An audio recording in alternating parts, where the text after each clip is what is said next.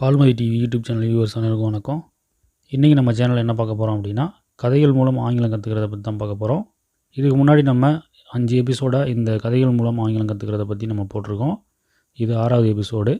So இப்போ தான் நீங்கள் ஃபஸ்ட் டைம் இந்த வீடியோ பார்க்குறீங்க அப்படின்னா, உங்களுக்கு ஒரு சின்ன கிளாரிட்டி நான் கொடுத்துட்டு போயிடுறேன். அது என்ன அப்படின்னா, நீங்கள் பார்க்குற இந்த வீடியோ மூலயமா நம்ம முழுக்க ஆங்கில சொற்கள் மட்டும்தான் கற்றுக்க போகிறோம். அதாவது இங்கிலீஷில் நம்மளுக்கு தெரியாத நிறைய ஆங்கில வார்த்தைக்கு அர்த்தம் என்ன அப்படிங்கிறத கண்டுபிடிக்க போகிறோம். ஸோ இதில் நம்ம கிராமரை அவாய்ட் பண்ணிவிட்டு வெறும் வார்த்தைகளுக்கான அர்த்தங்களை கதைகள் மூலம் நம்ம கற்றுக்க போகிறோம். ஸோ அது எப்படி அப்படின்னு இந்த வீடியோவில் நீங்கள் போக கற்றுக்குவீங்க. சரி, வாங்க நம்ம வீடியோக்குள்ளே போகலாம். இன்றைக்கி நம்ம பார்க்க போகிற கதையோட நேம் என்ன அப்படின்னு பார்த்தீங்கன்னா, தி இன்குவாசிட்டி மங்கி அப்படிங்கிறதான் இன்றைக்கி நம்ம பார்க்க போகிற கதை. ஸோ நம்ம வழக்கம் போல் தலைப்புலேருந்தே நம்ம ட்ரான்ஸ்லேட் பண்ணிட்டு போயிடலாம். தீங்கிறது கிராமர், அதை நம்ம அவாய்ட் பண்ணிக்கலாம். இன்குவாஸ்டிவ் அப்படின்னா ஆர்வமுள்ள, மங்கி அப்படின்னா குரங்கு. இதை நம்ம அப்படியே எழுதிக்கலாம், ஆர்வமுள்ள குரங்கு. ஸோ இந்த கதையோட தலைப்பு என்ன அப்படின்னு பார்த்தீங்கன்னா, ஆர்வமுள்ள குரங்கு அப்படிங்கிறது தான். இப்போ நம்ம கதையோட ஃபஸ்ட்டு சென்டென்ஸ் என்ன அப்படிங்கிறத பார்க்கலாம். There lived a very prosperous and wealthy business man அப்படிங்கிறது தான் இந்த கதையோட ஃபஸ்ட்டு சென்டென்ஸு. ஸோ நம்ம வழக்கம் போல் ஒவ்வொரு வேர்ட்ஸுக்கும் என்னென்ன அர்த்தம் அப்படிங்கிறத கண்டுபிடிச்சி இந்த சென்டென்ஸோட அர்த்தம் என்ன அப்படிங்கிறத நம்ம கண்டுபிடிக்கலாம். தேர் அப்படின்னா அங்கே, லிவ்ட் அப்படின்னா வாழ்ந்த, ஏ அப்படின்னா ஒரு, வெரி அப்படின்னா மிகவும், ப்ராஸ்பரஸ் அப்படின்னா செழிப்பான, அண்ட் அப்படின்னா மற்றும், வெல்த்தி அப்படின்னா செல்வந்தர், பிஸ்னஸ்மேன் அப்படின்னா வியாபாரி. ஸோ இதை நம்ம அப்படி எழுதிக்கலாம். அங்கே வாழ்ந்த ஒரு மிகவும் செழிப்பான மற்றும் செல்வந்த வியாபாரி அப்படின்னு வந்திருக்குது. ஸோ இதை கரெக்டாக சொல்லணும் அப்படின்னா எப்படி சொல்லலாம்னா, மிகவும் செழிப்பான செல்வந்த வியாபாரி ஒருவர் வாழ்ந்து வந்தார் அப்படிங்கிறது தான் இந்த சென்டென்ஸ் சொல்ல வர அர்த்தம். இப்போ நம்ம அடுத்த சென்டென்ஸ் என்ன அப்படிங்கிறத பார்க்கலாம். He had a very large private garden full of trees அப்படிங்கிறது தான் அடுத்த சென்டென்ஸு. ஸோ இந்த சென்டென்ஸ்க்கான அர்த்தம் என்ன அப்படிங்கிறத பார்க்கலாம். ஹி அப்படின்னா அவன் அல்லது அவர், ஹேட் அப்படின்னா வைத்திருந்தார், ஏ அப்படின்னா ஒரு, வெரி அப்படின்னா மிகவும், லார்ஜ் அப்படின்னா பெரிய, ப்ரைவேட் அப்படின்னா தனியார், கார்டன் அப்படின்னா தோட்டம், ஃபுல் அப்படின்னா முழுவதும், ஆஃப்ங்கிறது கிராமர், அதை நம்ம அவாய்ட் பண்ணிக்கலாம், ட்ரீஸ் அப்படின்னா மரங்கள். ஓகே, இதை நம்ம அப்படி எழுதிக்கலாம். அவர் வைத்திருந்தார் ஒரு மிகவும் பெரிய தனியார் தோட்டம் முழுவதும் மரங்கள் அப்படின்னு வந்திருக்குது. ஸோ அதை கரெக்டாக சொல்லணும் அப்படின்னா எப்படி சொல்லலாம்னா, அவர் மரங்கள் நிறைந்த ஒரு பெரிய தோட்டம் ஒன்று வைத்திருந்தார் அப்படிங்கிறது தான் இந்த சென்டென்ஸ் சொல்ல வர அர்த்தம். இதில் ப்ரைவேட் கார்டன் அப்படின்னு யூஸ் பண்ணிக்கிறாங்க. அப்படின்னா தனியார் தோட்டம். ஸோ தனியாக ஒரு நபர் ஒரு தோட்டம் வச்சுருந்தாருன்னா அது தனியார் தோட்டம் தான். நம்ம அது தனியார் தோட்டம் அப்படின்னு சொல்ல மாட்டோம், தோட்டம் வச்சுருந்தார் அப்படின்னு தான் சொல்லுவோம். ஸோ அதுபடி தான் நம்ம தமிழாக்கம் பண்ணணும். சரி, இப்போ நம்ம அடுத்த சென்டென்ஸ் என்ன அப்படிங்கிறத பார்க்கலாம். He decided to build a temple there அப்படிங்கிறது தான் அடுத்த சென்டென்ஸு. ஸோ இந்த சென்டென்ஸுக்கான அர்த்தம் என்ன அப்படிங்கிறத பார்க்கலாம். ஹீ அப்படின்னா அவன் அல்லது அவர், டிசைடட் அப்படின்னா முடிவெடுத்தார், பில்ட் அப்படின்னா கட்டுதல், ஏ அப்படின்னா ஒரு, டெம்பிள் அப்படின்னா கோவில், தேர் அப்படின்னா அங்கு. ஸோ இதை நம்ம அப்படி எழுதிக்கலாம். அவர் முடிவெடுத்தார் கட்டுதல் ஒரு கோவில் அங்கு அப்படின்னு வந்திருக்குது. ஸோ இதை கரெக்டாக சொல்லணும் அப்படின்னா எப்படி சொல்லலாம்னா, அவர் அங்கு ஒரு கோவில் கட்ட முடிவெடுத்தார் அப்படிங்கிறது தான் இந்த சென்டென்ஸ் சொல்ல வர அர்த்தம். இப்போ நம்ம அடுத்த சென்டென்ஸ் என்ன அப்படிங்கிறத பார்க்கலாம். Workers came to clear the area and used the logs of the trees to build a furniture அப்படிங்கிறது தான் அடுத்த சென்டென்ஸு. ஸோ இந்த சென்டென்ஸ்க்கான அர்த்தம் என்ன அப்படிங்கிறத பார்க்கலாம். ஒர்க்கர்ஸ் அப்படின்னா வேலையாட்கள், கேம் அப்படின்னா வந்தார்கள், டூங்கிறது கிராமர், அதை நம்ம அவாய்ட் பண்ணிக்கலாம். கிளியர் அப்படின்னா நீக்குதல் அல்லது சுத்தப்படுத்துதல், தீங்கிறது கிராமர், அதை நம்ம அவாய்ட் பண்ணிக்கலாம். ஏரியா அப்படின்னா பகுதி, அண்ட் அப்படின்னா மற்றும், யூஸ்டு அப்படின்னா பயன்படுத்தினார், தீங்கிறது கிராமர், அதை நம்ம அவாய்ட் பண்ணிக்கலாம். லாக்ஸ் அப்படின்னா பதிவுகள் அல்லது மரக்கட்டைகள், ஆஃப்ங்கிறது கிராமர், அதை நம்ம அவாய்ட் பண்ணிக்கலாம். தீங்கிறது கிராமர், அதையும் நம்ம அவாய்ட் பண்ணிக்கலாம். ட்ரீஸ் அப்படின்னா மரங்கள், டூங்கிறது கிராமர், அதை நம்ம அவாய்ட் பண்ணிக்கலாம். பில்டு அப்படின்னா கட்டுதல், ஃபர்னிச்சர்ஸ் அப்படின்னா வீட்டு உபயோகப் பொருட்கள் அல்லது மரச்சாமான்கள். ஓகேங்களா, இப்போ இதை நம்ம அப்படி எழுதிக்கலாம். வேலையாட்கள் வந்தார்கள், சுத்தப்படுத்துதல், பகுதி மற்றும் பயன்படுத்தினார், பதிவுகள், மரங்கள், கட்டுதல், வீட்டு உபயோகப் பொருட்கள் அப்படின்னு வந்திருக்குது. ஸோ இதை கரெக்டாக சொல்லணும் அப்படின்னா எப்படி சொல்லலாம்னா, வேலையாட்கள் அந்த பகுதியை சுத்தப்படுத்தி அங்கே உள்ள மரக்கட்டைகளை மரச்சாமான்கள் செய்ய பயன்படுத்தினர் அப்படிங்கிறது தான் இந்த சென்டென்ஸ் சொல்ல வர அர்த்தம். இப்போ நம்ம அடுத்த சென்டென்ஸ் என்ன அப்படிங்கிறத பார்க்கலாம். Everyday group of monkeys used to frequent that place அப்படிங்கிறது அடுத்த சென்டென்ஸு. ஸோ இந்த சென்டென்ஸ்க்கான அர்த்தம் என்ன அப்படிங்கிறத பார்க்கலாம். எவ்ரிடே அப்படின்னா ஒவ்வொரு நாள், ஏ அப்படின்னா ஒரு, குரூப் அப்படின்னா குழு அல்லது கூட்டம், மங்கீஸ் அப்படின்னா குரங்குகள், யூஸ்டு அப்படின்னா பயன்படுத்தினர், ஃப்ரீக்வெண்ட் அப்படின்னா தொடர்ந்து அல்லது அடிக்கடி, தட் அப்படின்னா அது, பிளேஸ் அப்படின்னா இடம். ஓகே, இது நம்ம அப்படி எழுதிக்கலாம். ஒவ்வொரு நாள் ஒரு கூட்டம் குரங்குகள் பயன்படுத்தினர், அடிக்கடி அது இடம் அப்படின்னு வந்திருக்குது. ஸோ இதை கரெக்டாக சொல்லணும் அப்படின்னா எப்படி சொல்லலாம்னா, தினமும் ஒரு குரங்கு கூட்டம் அடிக்கடி அந்த இடத்தை பயன்படுத்தின அப்படிங்கிறது தான் இந்த சென்டென்ஸ் சொல்ல வர அர்த்தம். இப்போ நம்ம அடுத்த சென்டென்ஸ் என்ன அப்படிங்கிறத பார்க்கலாம். However, due to the presence of the workers and carpenters, the monkeys could not enter that place during the morning hours அப்படிங்கிறது தான் அடுத்த சென்டென்ஸு. ஸோ இந்த சென்டென்ஸ்க்கான அர்த்தம் என்ன அப்படிங்கிறத பார்க்கலாம். ஹவவர் அப்படின்னா எப்படியோ, டியூ அப்படின்னா காரணமாக, டூ அப்படிங்கிறது கிராமர், அதை நம்ம அவாய்ட் பண்ணிக்கலாம். தி அப்படிங்கிறது கிராமர், அதையும் நம்ம அவாய்ட் பண்ணிக்கலாம். ப்ரெசன்ஸ் அப்படின்னா இருப்பு அல்லது முன்னிலையில், ஆஃப் அப்படிங்கிறது கிராமர், அதை நம்ம அவாய்ட் பண்ணிக்கலாம். திங்கிறது கிராமர், அதையும் நம்ம அவாய்ட் பண்ணிக்கலாம். ஒர்க்கர்ஸ் அப்படின்னா வேலைக்காரர்கள், அண்ட் அப்படின்னா மற்றும், கார்பெண்டர்ஸ் அப்படின்னா தச்சர், திங்கிறது கிராமர், அதை நம்ம அவாய்ட் பண்ணிக்கலாம். மங்கீஸ் அப்படின்னா குரங்குகள், ஹுட் அப்படின்னா முடிந்தது, நாட் அப்படின்னா இல்லை, என்டர் அப்படின்னா நுழைதல், தட் அப்படின்னா அது, பிளேஸ் அப்படின்னா இடம், டூரிங் அப்படின்னா போது, திங்கிறது கிராமர், அதை நம்ம அவாய்ட் பண்ணிக்கலாம். மார்னிங் அப்படின்னா காலை, ஹவர்ஸ் அப்படின்னா நேரங்கள். ஸோ இதை நம்ம அப்படி எழுதிக்கலாம். எப்படியோ, காரணமாக, முன்னிலையில், வேலைக்காரர்கள் மற்றும் தச்சர், குரங்குகள், முடிந்தது இல்லை, நுழைதல், அது, இடம், போது, காலை, நேரங்கள் அப்படின்னு வந்திருக்குது. ஸோ இதை நம்ம கரெக்டாக சொல்லணும் அப்படின்னா எப்படி சொல்லலாம்னா, எப்படியோ காலை நேரங்களில் வேலையாட்கள் மற்றும் தச்சர்கள் முன்னிலையில் குரங்குகளால் அந்த இடத்திற்கு வர முடியவில்லை அப்படிங்கிறதா இந்த சென்டென்ஸ் சொல்ல வர அர்த்தம். இப்போ நம்ம அடுத்த சென்டென்ஸ் என்ன அப்படிங்கிறத பார்க்கலாம். இந்த சென்டென்ஸ் கொஞ்சம் லென்த்தாக இருக்கிறதுனால நம்ம கமா வரைக்கும் ஒரு சென்டென்ஸை எடுத்துக்கிட்டு கமாக்கு அப்புறம் இன்னொரு சென்டென்ஸாகவும் 2 சென்டென்ஸாக பிரித்து இதுக்கான அர்த்தம் என்ன அப்படிங்கிறத பார்க்கலாம். In the afternoon when the workers took leave அப்படிங்கிறது தான் அடுத்த சென்டென்ஸு. ஸோ இந்த சென்டென்ஸ்க்கான அர்த்தம் என்ன அப்படிங்கிறத பார்க்கலாம். இன் அப்படின்னா கிராமர், அதை நம்ம அவாய்ட் பண்ணிக்கலாம். திங்கிறது கிராமர், அதையும் நம்ம அவாய்ட் பண்ணிக்கலாம். ஆஃப்டர்நூன் அப்படின்னா மதியம், வென் அப்படின்னா எப்பொழுது அல்லது பொழுது, திங்கிறது கிராமர், அதையும் நம்ம அவாய்ட் பண்ணிக்கலாம். ஒர்க்கர்ஸ் அப்படின்னா வேலையாட்கள், டூக் அப்படின்னா எடுத்தல், லீவ் அப்படின்னா விடுதல் அல்லது விடுப்பு. ஓகேங்களா, இதை நம்ம அப்படி எழுதிக்கலாம். மதியம் பொழுது வேலையாட்கள் எடுத்தார்கள் விடுப்பு அப்படின்னு வந்திருக்குது. ஸோ இதை சரியாக சொல்லணும் அப்படின்னா எப்படி சொல்லலாம்னா, மதியம் வேலையாட்கள் விடுப்பு எடுத்த போது அப்படின்னு இப்போ நம்ம எடுத்துருக்கிற வரைக்கும் அர்த்தம் வருது. ஸோ இன்னும் இந்த சென்டென்ஸ் முடியலை. இதுக்கப்புறம் இருக்கிற மீதி லைன் நம்ம பார்க்கலாம். த monkeys came to that place and blade for a long time அப்படிங்கிறது தான் பேலன்ஸ் இருக்கிற சென்டென்ஸு. ஸோ இதுக்கான அர்த்தம் என்ன அப்படிங்கிறத பார்க்கலாம். திங்கிறது கிராமர், அதை நம்ம அவாய்ட் பண்ணிக்கலாம். monkeys அப்படின்னா குரங்குகள், கேம் அப்படின்னா வந்தார்கள், டூங்கிறது கிராமர், அதை நம்ம அவாய்ட் பண்ணிக்கலாம். தட் அப்படின்னா அது, பிளேஸ் அப்படின்னா இடம், அண்ட் அப்படின்னா மற்றும், பிளேடு அப்படின்னா விளையாடினார்கள், ஃபாருங்கிறது கிராமர், அதை நம்ம அவாய்ட் பண்ணிக்கலாம். ஏ அப்படின்னா ஒரு, லாங் அப்படின்னா நீண்ட, டைம் அப்படின்னா நேரம். ஸோ இதை நம்ம அப்படி எழுதிக்கலாம். குரங்குகள் வந்தார்கள், அது இடம், மற்றும் விளையாடினார்கள் ஒரு நீண்ட நேரம் அப்படின்னு வந்திருக்குது. ஸோ இதை கரெக்டாக சொல்லணும் அப்படின்னா எப்படி சொல்லலாம்னா, குரங்குகள் அந்த இடத்திற்கு வந்து நீண்ட நேரம் விளையாடினர் அப்படின்னு தான் பேலன்ஸ் இருக்கிற இந்த சென்டென்ஸோட அர்த்தம். இப்போ இதை முழுசாக சொல்லணும் அப்படின்னா எப்படி சொல்லலாம்னா, மதியம் வேலையாட்கள் விடுப்பு எடுத்த போது குரங்குகள் அந்த இடத்திற்கு வந்து நீண்ட நேரம் விளையாடினர் அப்படிங்கிறது தான் இந்த ஃபுல் சென்டென்ஸோட அர்த்தம்.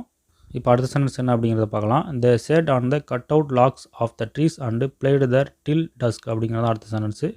ஸோ இந்த சென்டென்ஸ்க்கான அர்த்தம் என்ன அப்படிங்கிறத பார்க்கலாம். தே அப்படின்னா அவர்கள், சேட் அப்படின்னா அமர்ந்தார்கள், ஆணுங்கிறது கிராமர், அதை நம்ம அவாய்ட் பண்ணிக்கலாம். திங்கிறது கிராமர், அதையும் நம்ம அவாய்ட் பண்ணிக்கலாம். கட் அப்படின்னா வெட்டுதல், அவுட் அப்படின்னா வெளியே, லாக்ஸ் அப்படின்னா பதிவுகள், ஆஃப்ங்கிறது கிராமர், அதை நம்ம அவாய்ட் பண்ணிக்கலாம். திங்கிறது கிராமர், அதையும் நம்ம அவாய்ட் பண்ணிக்கலாம். ட்ரீஸ் அப்படின்னா மரங்கள், அண்ட் அப்படின்னா மற்றும், பிளேடு அப்படின்னா விளையாடினார்கள், தேர் அப்படின்னா அங்கே, டில் அப்படின்னா வரை, டஸ்க் அப்படின்னா அந்தி, அதாவது சாயந்தரம் அப்படின்னு சொல்லுவோம்ல, அதனால தான் அந்தின்னு சொல்லியிருக்காங்க. அதாவது ஈவினிங் அப்படின்னு சொல்கிறதுக்கு தான் டஸ்க் அப்படின்னு சொல்லியிருக்கிறாங்க. இப்போ இந்த சென்டென்ஸ் அப்படி எழுதிக்கலாம். அவர்கள் அமர்ந்தனர், வெட்டுதல், வெளியே, பதிவுகள், மரங்கள் மற்றும் விளையாடினார்கள் அங்கே வரை, அந்தி அப்படின்னு வந்திருக்குது. அதாவது அந்திங்கிறது மாலை அல்லது சாயந்தரம் அப்படிங்கிறதுக்கான அர்த்தம் தான் அது. இப்போ நம்ம கரெக்டாக சொல்லணும் அப்படின்னா எப்படி சொல்லலாம்னா, அவர்கள் அங்கு வெட்டப்பட்டுள்ள மரக்கட்டைகள் மீது மாலை வரை விளையாடினர் மற்றும் அமர்ந்தனர் அப்படிங்கிறது தான் இந்த சென்டென்ஸ் சொல்ல வர அர்த்தம். இப்போ நம்ம அடுத்த சென்டென்ஸ் என்ன அப்படிங்கிறத பார்க்கலாம். One log among them was kept half cut அப்படிங்கிறது தான் அடுத்த சென்டென்ஸு. ஸோ இந்த சென்டென்ஸ்க்கான அர்த்தம் என்ன அப்படிங்கிறத பார்க்கலாம். ஒன் அப்படின்னா ஒன்று, லாக் அப்படின்னா பதிவு அல்லது மரக்கட்டை, அமாங் அப்படின்னா மத்தியில், தெம் அப்படின்னா அவர்களை, வாஸுங்கிறது கிராமர், அதை நம்ம அவாய்ட் பண்ணிக்கலாம். கெப்ட் அப்படின்னா வைத்திருந்தார்கள், ஹாஃப் அப்படின்னா பாதி, கட் அப்படின்னா வெட்டுதல். இதை நம்ம அப்படியே எழுதிக்கலாம். ஒன்று மரக்கட்டை மத்தியில் அவர்களை வைத்திருந்தார்கள் பாதி வெட்டுதல் அப்படின்னு வந்திருக்குது. இதை கரெக்டாக சொல்லணும் அப்படின்னா எப்படி சொல்லலாம்னா, அந்த மரக்கட்டைகளில் ஒன்று பாதி வெட்டப்பட்டு வைக்கப்பட்டிருந்தது அப்படிங்கிறது தான் இந்த சென்டென்ஸ் சொல்ல வர அர்த்தம். இந்த இடத்துல வந்து தம் அப்படின்னா அவர்களைன்னு குறிக்குது. இது வந்து எதை குறிக்குது அப்படின்னா மரக்கட்டைகளுக்கு நடுவில், அதாவது மரக்கட்டைகள் தான் அவர்களைன்னு சொல்லி பயன்படுத்தியிருக்காங்க. ஸோ அந்த மரக்கட்டைகளுக்கு நடுவில் பாதி வெட்டப்பட்ட ஒரு மரக்கட்டை இருந்திருக்குது அப்படிங்கிறது தான் இந்த சென்டென்ஸ் சொல்ல வர அர்த்தம். இப்போ நம்ம அடுத்த சென்டென்ஸ் என்ன அப்படிங்கிறத பார்க்கலாம். A carpenter fixed it by placing a tapered block in that gap between the two half cut blocks அப்படிங்கிறது அடுத்த சென்டென்ஸு. ஸோ இந்த சென்டென்ஸ்க்கான அர்த்தம் என்ன அப்படிங்கிறத பார்க்கலாம். ஏ அப்படின்னா ஒரு, கார்பெண்டர் அப்படின்னா தச்சர் அல்லது மர ஆசாரி, ஃபிக்ஸ்டு அப்படின்னா பொருத்துதல், இட்டுனா அது, பை அப்படிங்கிறது கிராமர், அதை நம்ம அவாய்ட் பண்ணிக்கலாம், பிளேசிங் அப்படின்னா இடம், ஏ அப்படின்னா ஒரு, டேப்பர்டு அப்படின்னா குறுகலான, பிளாக் அப்படின்னா தொகுதி அல்லது அடைப்பு, இன்னுங்கிறது கிராமர், அதை நம்ம அவாய்ட் பண்ணிக்கலாம், தட் அப்படின்னா அது, கேப் அப்படின்னா இடைவெளி, பெட்வின் அப்படின்னா மத்தியில், தீங்கிறது கிராமர், அதை நம்ம அவாய்ட் பண்ணிக்கலாம், டூ அப்படின்னா இரண்டு, ஹாஃப் அப்படின்னா பாதி, கட் அப்படின்னா வெட்டுதல், பிளாக்ஸ் அப்படின்னா தொகுதிகள் அல்லது அடைப்புகள். ஓகே, இதை நம்ம அப்படியே எழுதிக்கலாம். ஒரு தச்சர் பொருத்துதல் அது இடம், ஒரு குறுகலான தொகுதி அது இடைவெளி, மத்தியில் இரண்டு பாதி வெட்டுதல் தொகுதிகள் அப்படின்னு வந்திருக்குது. ஸோ இதை கரெக்டாக சொல்லணும் அப்படின்னா எப்படி சொல்லலாம்னா, ஒரு தச்சர் இரண்டாக வெட்டப்பட்ட மரத்துண்டுகளின் இடைவெளியில் ஒரு சிறிய மரத்துண்டை அடைத்தார். ஒரு சிறிய மரத்துண்டு அப்படின்னா ஆப்புக்கட்டை, அதாவது தமிழில் வந்து நம்ம ஆப்புக்கட்டைன்னு சொல்லுவோம். அதைத்தான் வந்து இங்கே டேப்பர்டு பிளாக் அப்படின்னு சொல்கிறாங்க. ஓகேங்களா? சரி, இப்போ நம்ம அடுத்த சென்டென்ஸ் என்ன அப்படிங்கிறத பார்க்கலாம். A monkey was burning with curiosity about the tapered block அப்படிங்கிறது தான் அடுத்த சென்டென்ஸு. ஸோ இந்த சென்டென்ஸ்க்கான அர்த்தம் என்ன அப்படிங்கிறத பார்க்கலாம். ஏ அப்படின்னா ஒரு, மங்கி அப்படின்னா குரங்கு, வாஸ்ங்கிறது கிராமரை நம்ம அவாய்ட் பண்ணிக்கலாம், பர்னிங் அப்படின்னா எரிந்து கொண்டு, வித் அப்படின்னா உடன், கியூரியாசிட்டி அப்படின்னா ஆர்வம், அபவுட் அப்படின்னா பற்றி, தட் அப்படின்னா அது, டேப்பர்டு அப்படின்னா குறுகலான, பிளாக் அப்படின்னா தொகுதி. இதை நம்ம அப்படியே எழுதிக்கலாம். ஒரு குரங்கு எரிந்து கொண்டு உடன் ஆர்வம் பற்றி அது குறுகலான தொகுதி அப்படின்னு வந்திருக்குது. ஸோ இதை கரெக்டாக சொல்லணும் அப்படின்னா எப்படி சொல்லலாம்னா, ஒரு குரங்கு அந்த சிறிய மரத்துண்டை பார்த்து ஆர்வத்துடன் துள்ளி குதித்தது. இந்த இதில் பேர்னிங் அப்படிங்கிறத வந்து துள்ளி குதிக்கிறதுக்காக பயன்படுத்தியிருக்கிறாங்க. ஸோ எரிந்து கொண்டுன்னா அந்த குரங்கு எரிஞ்சிருச்சுன்ற அர்த்தம் கிடையாது. ஸோ வந்து இதோட கரெக்டான அர்த்தம் என்ன அப்படின்னா, ஒரு குரங்கு அந்த சிறிய மரக்கட்டையை பார்த்து ஆர்வத்துடன் துள்ளி குதித்தது அப்படிங்கிறது தான் இந்த சென்டென்ஸ் சொல்ல வர அர்த்தம். இப்போ நம்ம அடுத்த சென்டென்ஸ் என்ன அப்படிங்கிறத பார்க்கலாம். He tried to pull it out அப்படிங்கிறது தான் அடுத்த சென்டென்ஸு. ஸோ இந்த சென்டென்ஸ்க்கான அர்த்தம் என்ன அப்படிங்கிறத பார்க்கலாம். ஹி அப்படின்னா அவன், ட்ரைடு அப்படின்னா முயற்சி செய்தது, டூங்கிறது கிராமர், அதை நம்ம அவாய்ட் பண்ணிக்கலாம், புல் அப்படின்னா இழுத்தல், இட் அப்படின்னா அது, அவுட் அப்படின்னா வெளியே. ஓகே, இதை நம்ம அப்படியே எழுதிக்கலாம். அவன் முயற்சி செய்தது, இழுத்தல் அது வெளியே அப்படின்னு வந்திருக்குது. ஸோ இதை கரெக்டாக சொல்லணும் அப்படின்னா எப்படி சொல்லலாம்னா, அவன் அதை வெளியே இழுக்க முயற்சி செய்தான் அப்படிங்கிறது தான் இந்த சென்டென்ஸ் சொல்ல வர அர்த்தம். இப்போ நம்ம அடுத்த சென்டென்ஸ் என்ன அப்படிங்கிறத பார்க்கலாம். He thought it looks like a playing thing அப்படிங்கிறது அடுத்த சென்டென்ஸு. ஸோ இந்த சென்டென்ஸ்க்கான அர்த்தம் என்ன அப்படிங்கிறத பார்க்கலாம். ஹீ அப்படின்னா அவன், தாட் அப்படின்னா நினைத்தான், இட் அப்படின்னா அது, லுக்ஸ் அப்படின்னா பார்த்தல், லைக் அப்படின்னா விருப்பம் அல்லது போன்ற, ஏ அப்படின்னா ஒரு, பிளேயிங் அப்படின்னா விளையாடி கொண்டு, திங்ஸ் அப்படின்னா பொருள். இதை நம்ம அப்படி எழுதிக்கலாம். அவன் நினைத்தான் அது பார்த்தல் போன்ற ஒரு விளையாடி கொண்டு பொருள் அப்படின்னு வந்திருக்குது. ஸோ இதை கரெக்டாக சொல்லணும் அப்படின்னா எப்படி சொல்லலாம்னா, அதை பார்ப்பதற்கு விளையாட்டு பொருள் போல் உள்ளது அப்படிங்கிறது தான் இந்த சென்டென்ஸ் சொல்ல வர அர்த்தம். ஸோ இந்த இடத்துல வந்து அவன் நினைத்தான் அப்படிங்கிறத நம்ம வந்து கடைசியாக பார்த்துக்கலாம். ஆக்சுவலி இது ரெண்டு சென்டென்ஸில் சேர்த்து ஹி தாட் அப்படிங்கிறத யூஸ் பண்ணிக்கணும். அதனால் ஹி தாட்டை மட்டும் நம்ம விட்டுட்டு it looks like a playing things அப்படிங்கிறதுக்கான அர்த்தம் மட்டும் நம்ம பார்ப்போம். அது பார்ப்பதற்கு விளையாட்டு பொருள் போல் உள்ளது அப்படிங்கிறது தான் இந்த it looks like a playing things அப்படிங்கிறதுக்கான அர்த்தம். இப்போ நம்ம அடுத்த சென்டென்ஸ் என்ன அப்படிங்கிறத பார்க்கலாம். If only I can detach it from this log we can have a nice game this evening அப்படிங்கிறது தான் அடுத்த சென்டென்ஸு. ஸோ இந்த சென்டென்ஸ்க்கான அர்த்தம் என்ன அப்படிங்கிறத பார்க்கலாம். இஃப்ங்கிறது கிராமர், அதை நம்ம அவாய்ட் பண்ணிக்கலாம். ஒன்லி அப்படின்னா மட்டும், ஐ அப்படின்னா நான், கேன் அப்படின்னா முடியும், டிட்டாச் அப்படின்னா பிரித்தல், இட் அப்படின்னா அது, ஃப்ரம் அப்படின்னா இருந்து, திஸ் அப்படின்னா இது, லாக் அப்படின்னா பதிவு அல்லது கட்டை, வி அப்படின்னா நாங்கள் அல்லது நாம், கேன் அப்படின்னா முடியும், ஹேவ் அப்படின்னா உள்ளது அல்லது இருக்குது, ஏ அப்படின்னா ஒரு, நைஸ் அப்படின்னா நல்ல, கேம் அப்படின்னா விளையாட்டு, திஸ் அப்படின்னா இது, ஈவினிங் அப்படின்னா மாலை. ஓகே, இதை நம்ம அப்படி எழுதிக்கலாம். மட்டும் நான் முடியும் பிரித்தல் அது இருந்து அது கட்டை நாம் முடியும் இருக்கு ஒரு நல்ல விளையாட்டு இது மாலை அப்படின்னு வந்திருக்குது. ஸோ அதை கரெக்டாக சொல்லணும் அப்படின்னா எப்படி சொல்லலாம்னா, இந்த மரக்கட்டையிலிருந்து இதை என்னால் பிரிக்க முடிந்தால் நமக்கு ஒரு நல்ல விளையாட்டு இருக்கிறது என அவன் நினைத்தான். அதாவது ஹீ தாட்னு நம்ம இந்த சென்டென்ஸ்களோட பிகினிங்கில் பார்த்தோம் இல்லையா, அதை கடைசியில் நம்ம முடிச்சிருக்கிறோம். அதாவது இந்த 2 சென்டென்ஸையும் நம்ம கனெக்ட் பண்ணி இப்போ பார்க்கலாம். He thought it looks like a playing thing if only I can detach it from this log we can have a nice game this evening அப்படிங்கிறத நம்ம சேர்த்து சொல்லணும் அப்படின்னா எப்படி சொல்லலாம்னா, அது பார்க்குறதுக்கு ஒரு விளையாட்டு பொம்மை மாதிரி இருக்குது, இந்த மரக்கட்டையிலேருந்து இதை என்னால் பிரிக்க முடிஞ்சால் இன்றைக்கி சாயந்தரம் நம்மளுக்கு ஒரு நல்ல விளையாட்டு இருக்குது அப்படின்னு அவன் நினைத்தான் அப்படிங்கிறது தான் இந்த 2 சென்டென்ஸும் சேர்த்து சொல்ல வர அர்த்தம். இப்போ நம்ம அடுத்த சென்டென்ஸ் என்ன அப்படிங்கிறத பார்க்கலாம். He began to pull it with all his might அப்படிங்கிறது தான் அடுத்த சென்டென்ஸு. ஸோ இந்த சென்டென்ஸ்க்கான அர்த்தம் என்ன அப்படிங்கிறத பார்க்கலாம். ஹீ அப்படின்னா அவன், பிகன் அப்படின்னா ஆரம்பித்தான், டூங்கிறது கிராமர், அதை நம்ம அவாய்ட் பண்ணிக்கலாம். புல் அப்படின்னா இழுத்தல், இட் அப்படின்னா அது, வித் அப்படின்னா உடன், ஆல் அப்படின்னா அனைத்து, ஹிஸ் அப்படின்னா அவனுடைய, மைட் அப்படின்னா வலிமை அல்லது கூடுமான வரை. ஓகேங்களா? இப்போ நம்ம இதை அப்படியே எழுதிக்கலாம். அவன் ஆரம்பித்தான் இழுத்தல் அது உடன் அனைத்து அவனுடைய வலிமை அப்படின்னு வந்திருக்குது. இதை நம்ம கரெக்டாக சொல்லணும் அப்படின்னா எப்படி சொல்லலாம்னா, அவன் அதை அவனுடைய அனைத்து வலிமையும் கொண்டு இழுக்க ஆரம்பித்தான் அப்படிங்கிறது தான் இந்த சென்டென்ஸ் சொல்ல வர அர்த்தம். இப்போ நம்ம அடுத்த சென்டென்ஸ் என்ன அப்படிங்கிறத பார்க்கலாம். இந்த சென்டென்ஸ் நம்ம 2ஆக பிரிச்சுக்கலாம். கமா வரைக்கும் ஒரு சென்டென்ஸாகவும் கமாவுக்கு அப்புறம் இன்னொரு சென்டென்ஸாகவும் நம்ம பிரிச்சுக்கலாம். இப்போ கமா வரைக்கும் ஒரு சென்டென்ஸ் எடுத்துக்கலாம். All of a sudden the tapered black came out அப்படிங்கிறது தான் அடுத்த சென்டென்ஸு. ஸோ இந்த சென்டென்ஸ்க்கான அர்த்தம் என்ன அப்படிங்கிறத பார்க்கலாம். ஆல் அப்படின்னா அனைத்து, ஆஃப்ங்கிறது கிராமர், அதை நம்ம அவாய்ட் பண்ணிக்கலாம். ஏ அப்படின்னா ஒரு, சடன் அப்படின்னா திடீரென, தீங்கிறது கிராமர், அதை நம்ம அவாய்ட் பண்ணிக்கலாம். டேப்பர்டு அப்படின்னா குறுகலான, பிளாக் அப்படின்னா தொகுதிகள், கேம் அப்படின்னா வந்தது, அவுட் அப்படின்னா வெளியே. இதை நம்ம அப்படி எழுதிக்கலாம். அனைத்து ஒரு திடீரென குறுகலான தொகுதிகள் வந்தது வெளியே அப்படின்னு வந்திருக்குது. ஸோ அதை கரெக்டாக சொல்லணும் அப்படின்னா எப்படி சொல்லலாம்னா, அனைத்து ஆப்புக்கட்டைகளும் திடீரென வெளியே வந்தது அப்படிங்கிறது தான் இந்த சென்டென்ஸோட அர்த்தம். இப்போ நம்ம பேலன்ஸ் இருக்கிற சென்டென்ஸ் என்ன அப்படிங்கிறத பார்க்கலாம். But the tail of the monkey got stuck in between the 2 half cut blocks அப்படிங்கிறது தான் பேலன்ஸ் இருக்கிற சென்டென்ஸு. ஸோ இதுக்கான அர்த்தம் என்ன அப்படிங்கிறத பார்க்கலாம். பட் அப்படின்னா ஆனால், தீங்கிறது கிராமர், அதை நம்ம அவாய்ட் பண்ணிக்கலாம். டெய்ல் அப்படின்னா வால், ஆஃப்ங்கிறது கிராமர், அதை நம்ம அவாய்ட் பண்ணிக்கலாம். தீங்கிறது கிராமர், அதையும் நம்ம அவாய்ட் பண்ணிக்கலாம்.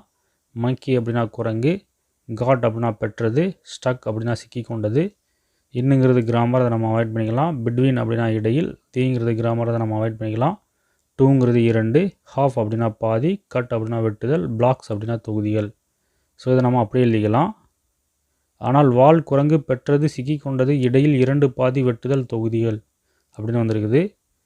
ஸோ இதை கரெக்டாக சொல்லணும் அப்படின்னா எப்படி சொல்லலாம்னா, ஆனால் 2 பாதியாக வெட்டப்பட்டிருந்த மரக்கட்டைகளுக்கு இடையில் அந்த குரங்கின் வால் சிக்கி கொண்டது. அதுதான் இந்த சென்டென்ஸ் சொல்ல வர அர்த்தம். இப்போ நம்ம அடுத்த சென்டென்ஸ் என்ன அப்படிங்கிறத பார்க்கலாம். Now he began to pull his tail அப்படிங்கிறது தான் அடுத்த சென்டென்ஸு. ஸோ இந்த சென்டென்ஸ்க்கான அர்த்தம் என்ன அப்படிங்கிறத பார்க்கலாம். நவ் அப்படின்னா இப்போது, ஹீ அப்படின்னா அவன், பிகன் அப்படின்னா தொடங்கப்பட்டது, டூங்கிறது கிராமர், அதை நம்ம அவாய்ட் பண்ணிக்கலாம். புல் அப்படின்னா இழுத்தல், ஹிஸ் அப்படின்னா அவனுடைய, டெய்ல் அப்படின்னா வால். இதை நம்ம அப்படியே எழுதிக்கலாம்.